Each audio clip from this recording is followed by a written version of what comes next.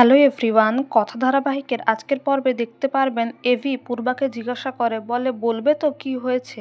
পূর্বা বলে এই গোবরডাঙ্গাতে কিছু গাড়ি আসে আর এখান থেকে উধাও হয়ে যায়, সেটাই দেখতে ট্র্যাক করতে আমরা এসেছিলাম। তারপর কথা দেখতে পায় সামনে চারিদিকে সবুজ গাছপালা, কিন্তু এক জায়গায় শুকনো ডালপালা রয়েছে। সেখানে কথা কিছু খুঁজতে গিয়ে তার পায়ে কাঁটা ফুটে যায়। এভি এসে তার রুমালটা দেয় যাতে রক্তটা বন্ধ হয়, আর বলে কাঁটা সামলাতে পারে না, এসেছে টেররিস্টদের ধরতে। তারপর কথা এভি দেখতে পায় সেখানে একটা সুড়ঙ্গ রয়েছে।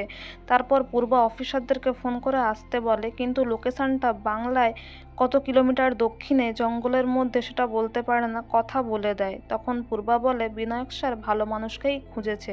এভি বলে মানুষ তো নয়, যেন কম্পাস। তারপর এভি পূর্বা কথা মিলে চারিদিকটা সার্চ করতে থাকে, আর এভি বলে পূর্বা ওকে বলে দাও পিছনে পিছনে আসতে। পূর্বা বলে বিয়ের পর থেকেই কি এভাবেই তোমাদের কথা হতো ভায়া?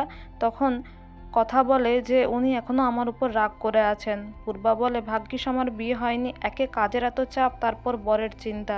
এদিকে কথা একটা ধাঁধা খুঁজে পায়, যদিও সেটার উত্তর তখনও সে খুঁজে পায় না, বুঝতে পারে না।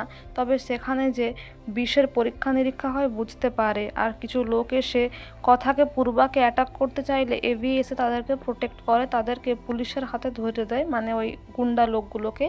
এবং কথা সেখানে ফেরার সময় একটা লকেটও পায়, কিন্তু বুঝতে পারে না, মনে করতে পারে না কার লকেট। এদিকে গুহবাড়িতে দেখা যায় এভির হাতে চোট লাগায় সবাই তাকে ফার্স্ট এড করতে বলে, কিন্তু এভি রাজি হয় না। এদিকে হলুদ বাটা নিয়ে কথা আসে, জুনিকে বলে পাচক মশাই আমার উপর খুব রাগ করে আছেন, আমি দিলে লাগাবে না, একটু গিয়ে তুই লাগিয়ে দে।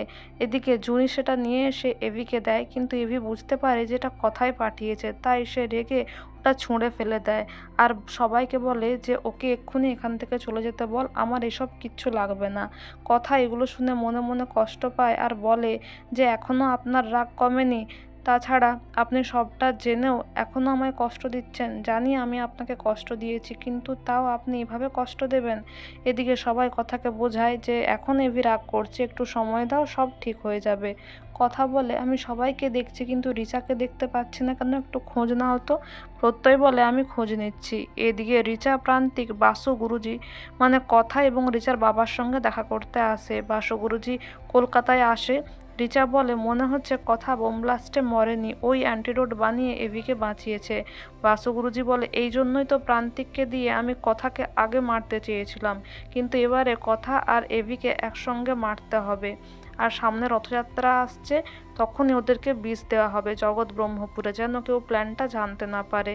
এদিকে কথা রিচার ঘরে আসে জিনিস খুঁজতে, মানে সূত্র খুঁজতে, কিন্তু কিছুই খুঁজে পায় না। তো বন্ধুরা, এই ছিল আজকের আপডেট।